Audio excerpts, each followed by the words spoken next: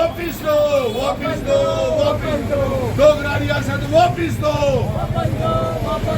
हमारी रियासत वापिस दो, डोगरा रियासत वापिस दो, हमारी रियासत वापिस दो,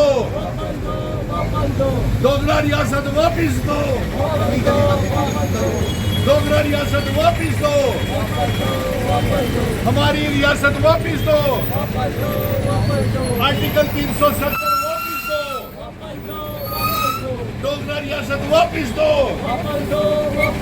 लद्दाख को रियासत वापिस दो, लद्दाख को रियासत वापिस दो,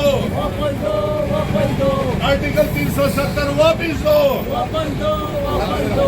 आर्टिकल 370 वापिस दो,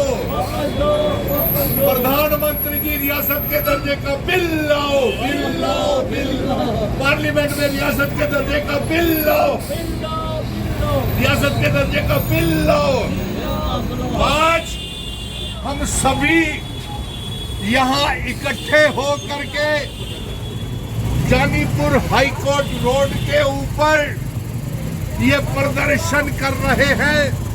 कि पार्लियामेंट का सेशन शुरू हो गया है और प्रधानमंत्री जी,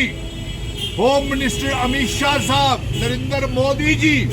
आप जम्मू कश्मीर को रियासत का दर्जा वापस करें, हाथ खड़े करके। और इसके साथ साथ हमारी ये मांग है कि हमारा आर्टिकल 370 भी हमको वापस मिलना चाहिए और हम ये अपने जम्मू कश्मीर के मेंबर पार्लियामेंट जो पार्लियामेंट में गए हुए हैं, पार्लियामेंट मेंबर से और जो राज्यसभा में नए मेंबर पार्लियामेंट गए हुए हैं, उनसे हाथ खड़े करके ये मांग, हाथ खड़े करके ये सभी मांग कर रहे हैं कि पार्लियामेंट में रियासत के दर्जे की वापसी का बिल लाएं,